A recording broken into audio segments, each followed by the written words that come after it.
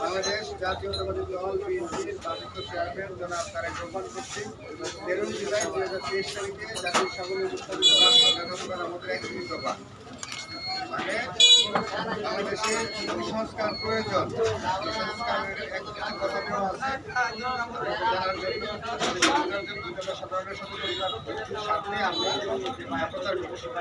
যদি ভবিষ্যতে আল্লাহর রহমতে জনগণের ভোটের মাধ্যমে রাষ্ট্র পরিচালনার দায়িত্ব পায় বাস্তবায়ন। আর আপনারা সকলেই জানেন যে বিগত 16-17 বছর যাবৎ আমাদের সকলের অধিকার প্রতিষ্ঠার জন্য গণতন্ত্র প্রতিষ্ঠার জন্য বাক স্বাধীনতার জন্য আন্দোলন সংগ্রাম করতে গিয়ে বাংলাদেশের সবচেয়ে জনপ্রিয় নেত্রী সাবেক তিনবারের প্রধানমন্ত্রী দেশের বেগম খালেদা জিয়া বৃদ্ধ বয়সে মৃত্যুবরণ জেল কেটেছেন। আমাদের আগামী দিনের রাষ্ট্রনায়ক জনাব তারেক রহমান এখনো উনি বিদেশে আছেন। আমাদের সিলেটের অহংকার সাবেক এমপি ইলিয়াস আলী এখনো নিখোঁজ অবস্থায় আছে। অসংখ্য নেতাকর্মী গুম হয়েছেন, খুন হয়েছেন, হত্যার শিকার হয়েছেন, হামলার শিকার হয়েছেন। এমনকি আমার মনে হয় এই জায়গায় অনেকেই থাকতে পারেন যে নির্বাচন আসতে বাড়ি ছাড়া ধান খেতে, সই খেতে, লাউ খেতে, জঙ্গলের বিভিন্ন জায়গায় পালিয়ে বেড়াতে হয়েছে। যাক আলহামদুলিল্লাহ আল্লাহর অশেষ রহমতে 2024-এর জুলাই আগস্টের ছাত্র জনতার গণঅভ্যুত্থানের মাধ্যমে জালিম শেখ হাসিনা সরকারের পতন হয়।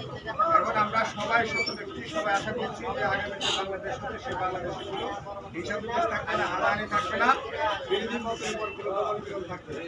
আমরা প্রত্যাশা করছি যে আগামী রোজার আগে মাঝামাঝি সময় বাংলাদেশে সাধারণ জাতীয় সংসদ নির্বাচন অনুষ্ঠিত হবে এবং ওই নির্বাচনে আমরা যারা ভোট দিতে পারি নাই আমাদের সরকার প্রতিষ্ঠা করতে পারে।